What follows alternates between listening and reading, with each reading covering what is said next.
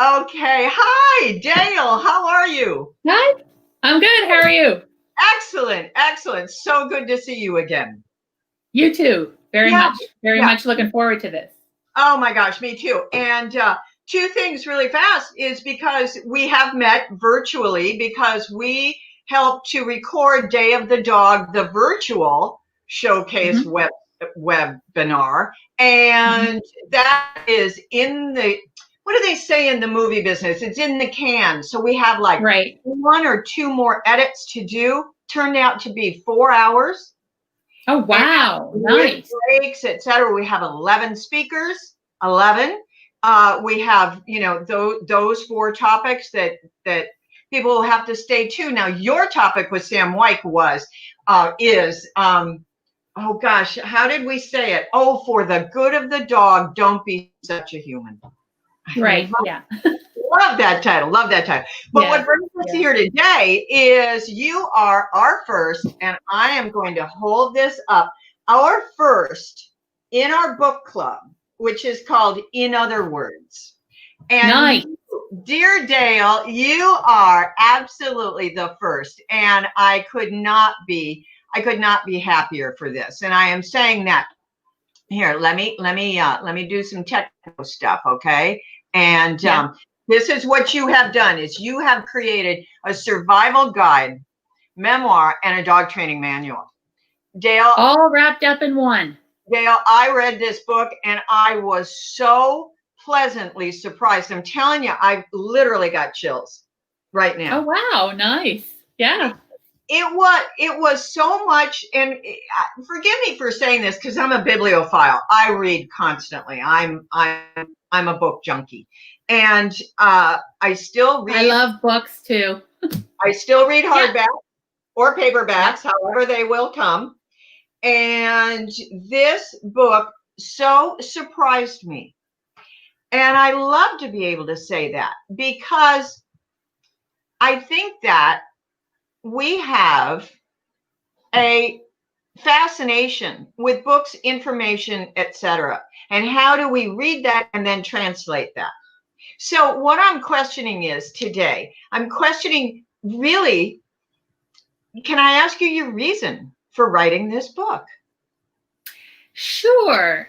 Um, it's called Raising the Worst Dog Ever, and it's about me and my dog Wiley, who was the best worst dog ever. I've had a couple of people saying, "Is it really the dog?" It's like, no. It starts out she's the worst dog, and then she turns into the best dog. So it's about my relationship with her. She was the one dog really that came into my life kind of a little bit later in life and really totally just turned everything around. And it was through her that I started to go back and think about all my relationships with dogs and how they really shaped my life and my upbringing when I was young. So I have been diagnosed with major depressive disorder. It's something that I was in the closet about for a long time because, I mean, when you think about depression, at least me, I thought, weakness and, all that stuff. And I've never portrayed myself that way. It's like I was living like two lives, it's that dual thing.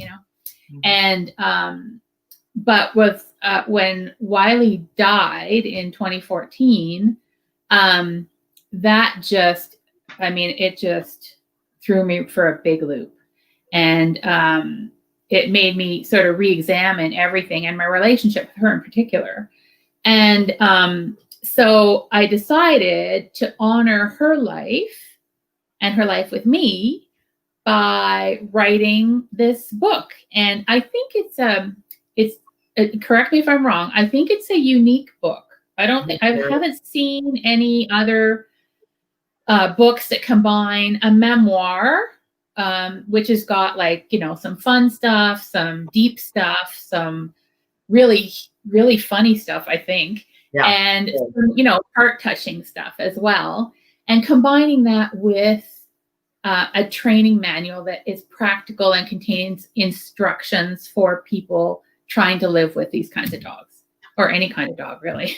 Because she, looking back, she was not an unusual dog. She was just a high-spirited Labrador Retriever. So yeah, so I decided to write her story, and it just evolved from there. It very much evolved from there, because now let me ask, were you a trainer at the time that No. that Wiley was raising you, is kind of the almost Yes. right? Oh yes. Yes, that's exactly what happened. And you'll find that a lot of us, especially that come to training as a second career in life, ended up coming to training that way. We had this dog and we didn't know what to do with it. And so we learned, and it was like, well, maybe I can help other people do this, you know? So, yeah, so a lot of us come to training that way as a second career.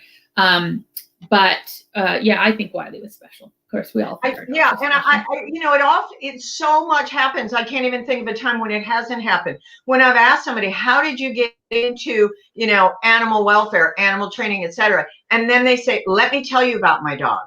Let me tell you about my horse, cat, rat. So yeah, it starts with a who, not with a what. I have found. Right. Okay. Yes, absolutely. Yeah. And the most beautiful thing I ever heard was from my friend Bob up in San Luis Obispo. And he and I have known each other since high school. So it's been a while. And he said to me, he had a dog. And I went, you're not a dog person. You're in your 60s. I've never seen you with a dog. Tell me about her. Here's what he said. She made me a dog person. How nice is that? I know. I can barely, you know, get through without cheering up. But it was adorable because he lives in fire country, as we call it here in California. And so on her collar, because, you know, they have to be collared in the area just because of certain things. And on that collar, because everything, all the tags and everything kind of wore off and whatever, he had a shipping tag wrapped around her collar with a Sharpie with her name and his phone number, because everything would go away. But I mean, that's a dog lover. That is a dog lover that said, no matter what, I mean, they would encounter cougar and mountain lion and things like that here. California hills. And so, but to have this big shipping tag hanging around her neck, but it was the best thing that he could do. It was the and it, you know, and it worked. So yep. And there you go. So that's what I found here in the book. Practicality. It is so practical. So let me put up this banner, because I really believe this, and I don't know who first said it, but it's been said to me quite a few times. The study of behavior is the study of one. You have to work with the dog that's in front of you.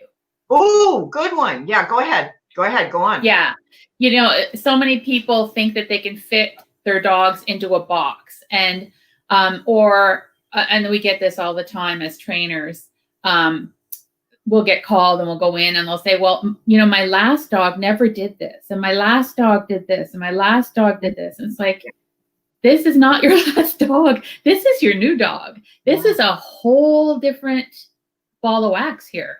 So, you know, and people want to draw those comparisons and to try and, I guess, explain behavior, or to try and, I don't know. It's like, well, it's not my failing because my other dog was okay, and now this one is this anomaly, you know?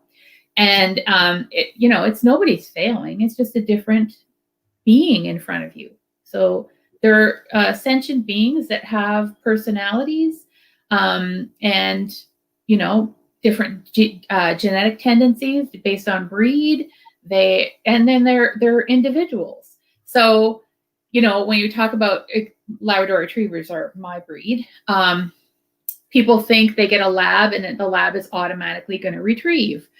Some do, a lot do, but some are not interested in it.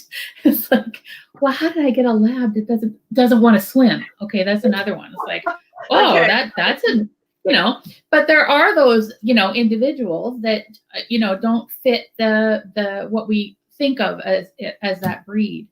So, or on the another end of the spectrum, you know, somebody will get like a beagle, and then they wonder why their son is so disappointed because the beagle won't play fetch. Well, you know, beagles just want to put their noses down on the ground and sniff around. They don't want to retrieve a ball back and forth, So you have to work with what you've got based on the personality of the dog, the genetics of the dog, and the upbringing of the dog, basically. So yeah, all of the above. All of the above. And let me say, without disparaging anything or anybody or any technique, but what I find too, sometimes our trainers are locked into one way. Oh yes, very much so. Yeah, yeah. It's like, and you can blame some of that on the education, because some places will teach one way to do something. Yes. And not give you any kind of, oh, well, if this doesn't work, then try this and then. So, depending on where they got their education, if they got any education, because that's the other thing, dog training is an unregulated industry in this country. So, buyer beware. Yeah.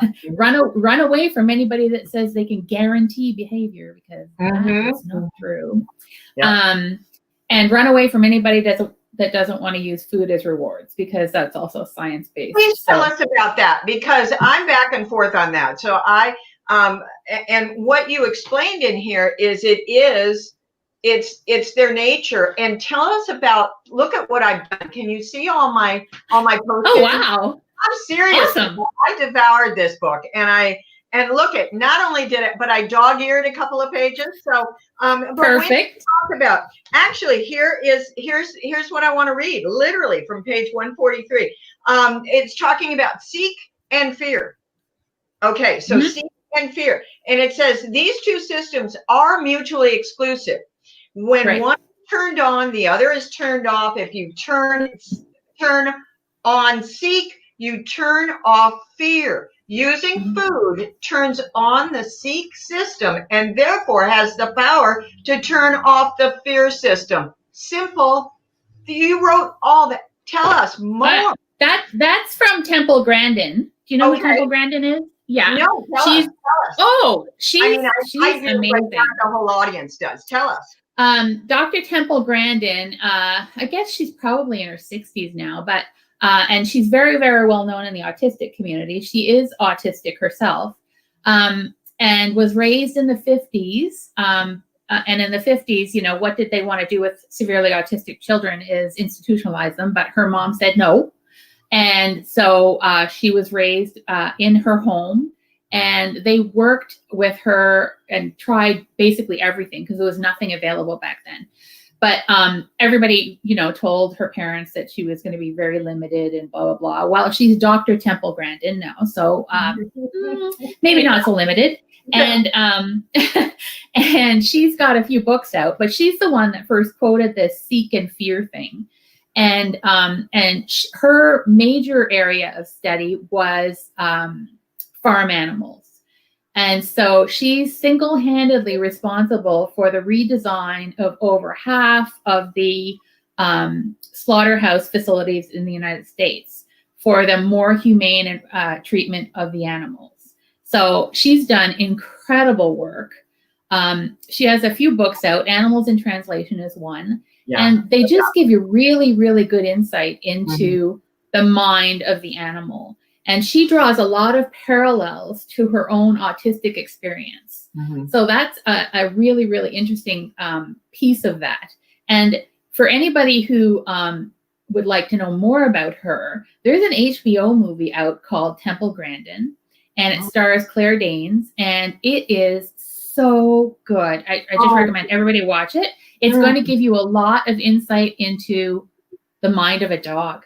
Like, it's just so good. It's so good. And what I found from that book was into the mind of someone who has autism. Yes, absolutely. It rocked my world. So please continue, because it's fascinating. Seek fear. And so she's the one that first defined the seek fear thing. And it's the olfactory system in a dog is something that we can barely even imagine, because it's so strong in a dog. So it's hard for us to even picture what their world seems like, because for us, we rely mostly on sight. them, sight is a very, very secondary, tertiary kind of, what do you call that? Sense. Well, but it's What not other senses? as important into survival. Is that correct too? It's not. Yes, absolutely, absolutely. Okay, so I mean, there's a reason for it. Yeah, go ahead. Yeah, there's absolutely a reason for it, and but we underutilize that a lot in just our lives with our dogs. But that system, when it's seeking for food, it's sniffing, that olfactory thing is going on, then fear, and it can be momentarily. It doesn't mean it turns off for like 10 minutes. It's an on-off switch. So a good illustration of this is we used to say to people when the dog was not, kind of aggressive or, weren't sure about it, give it a piece of food. Right here, have some food. And the dog would take the food, and you try and win over the dog that way, right? Give the food like this. Old well, school. what? Old school, yeah. Old school, because what would happen, and it took a long time to, I guess, for people to figure this out, and some people still don't get it, but or don't know, because I mean, you only know what you know. Is when you present that food, that seek system turns on. So the fear that's behind the aggression is turned off. So the dog is like, oh, and it's almost like it screws up enough courage to come and get the food. Once it eats the food and the food is gone from that hand, instantaneously that fear can turn right back on, and all of a sudden you'll get a chomp to the hand. So, and people will wonder, well, why did you bite me if I just gave you a piece of food? And it's got nothing to do with that. It's that seek fear thing that's turning on and off.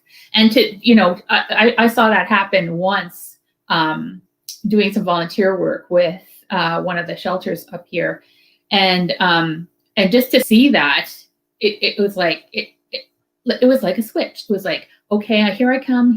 Oh yes, I'll take your food, and then bam, and then retreat, because of course the dog's scared. So so it's pretty powerful. But by using food, you can overcome a lot of that fear. Is it okay? Let me interrupt you for a second. Is it okay to go ahead and drop the food near you? Does it have to be hand fed? Because again, my population. I never hand feed. I don't hand feed. All right, so no, that's what I mean. You don't hand feed, because you run the risk of that bite. So it's like, no. And even if not that dog, the next one, because now you smell like meat, your fingertips. So right. So what do you do? How do you do that? I tell people, get very good at tossing, get very good at dropping, whatever. So tell us, how do you do it? My favorite when I'm working with a fearful dog is to either work protected contact, so with a barrier behind a gate, that kind of thing. So you're not running the risk of, getting into trouble with a dog you don't know, but is to throw the food behind the dog. Okay. Tell us why. By doing that, the dog gets to increase the distance from you. Oh. And so you're taking down the social pressure. I'm not going to pressure you to come close to me for food. I'm going to give you even more space and give you chicken, and you're going to go and you get to relieve that social pressure by moving away from me. Wow. Yeah. And I think that was Suzanne Clothier that first came up with that. It's called, or Ian Dunbar, one of the two. It's called Treat Retreat. Suzanne Clothier? Yeah, Suzanne. Yeah. Or Ian Dunbar, one of the two. I can't remember which one it is. And it's called, the protocol is called Treat Retreat. Retreat. And who's the other one that you mentioned? I'm sorry, I interrupted. Ian Dunbar. Oh, Ian Dunbar, Dr. Dunbar, founder of APDT. Okay, Association of Professional Dog Trainers. Okay, cool, very cool. Yeah. All right, so you take off the social pressure by tossing it behind them, and let them close the gap, because they will. You'll toss behind, they'll go eat it, they'll come back to you a little, and then you toss behind, they'll come back, and each time they'll come back a little closer to you, because they're thinking, oh, this person's kind of nice. But you're putting absolutely no pressure on them whatsoever. Absolutely none. It's up to them. Yeah, Okay, it's powerful protocol. sounds like it. Sounds fabulous. So you said that's one. Is there anything about them turning their backs to us and leaving? Is there anything in that, tossing behind? Why not toss I to think the side? I think it may. I think it may, but I think it's the fact that they get to increase the distance. Okay. Yeah. Yeah. All right. So I think that's what is really powerful. Okay, because with fearful horses, we used to literally, allow them to look, smell, snort, lower their head, whatever they need to do, and then circle. So we would circle them. They don't have to circle the scary object, but we take them a little, a few paces away, and then we circle them so that every part of the body was exposed to the scary thing. And then you find that, the next circle can be a little closer. So that's very old school, but I was raised with horses by myself, basically. So again, they taught me. Another is that are we complete on that idea? Because I love it. Is there anything else? Oh God, well, there's so much to talk about, but that's the general gist of it, So yeah, but that I really encourage anybody to do some more research on Temple Grandin, because she's done amazing things in the animal world. So I love that.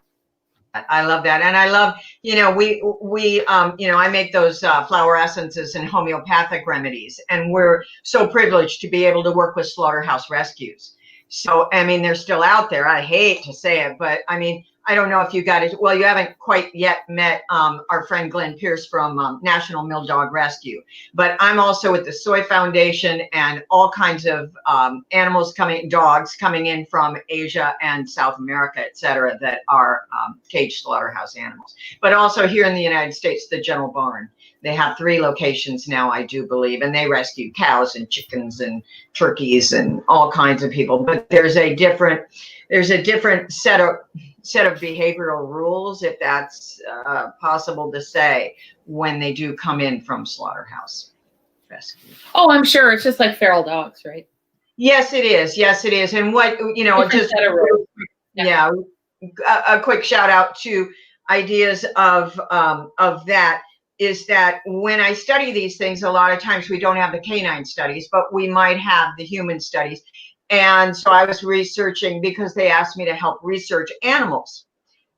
Beagle Freedom Project, beagles coming out, but also while they're still being used for experiments for tobacco and cosmetics right here in the United States. Giving it a terrible shout out, but it is true. We still do that. And beagles, because they're small and docile.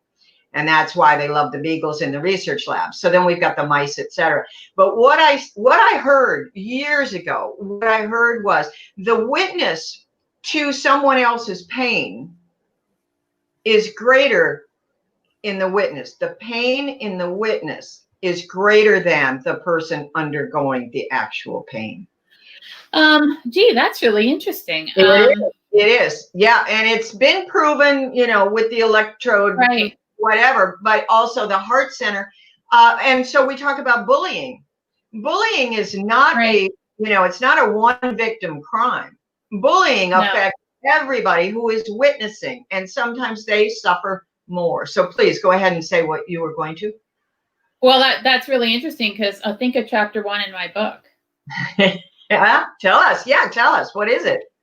Yeah. Well, I grew up in a really violent household as a child, and I had to witness it all, so it's that you kind of rung a bell there, because I don't know if it's true that, it's worse for me than it was for my mom. I have no way of knowing that, but there's an added element of powerlessness. Yeah.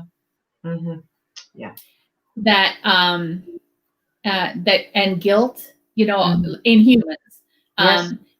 That goes along with that. So, it doesn't surprise me that would carry over into the dog world. I mean, they're amazing creatures. So, yeah.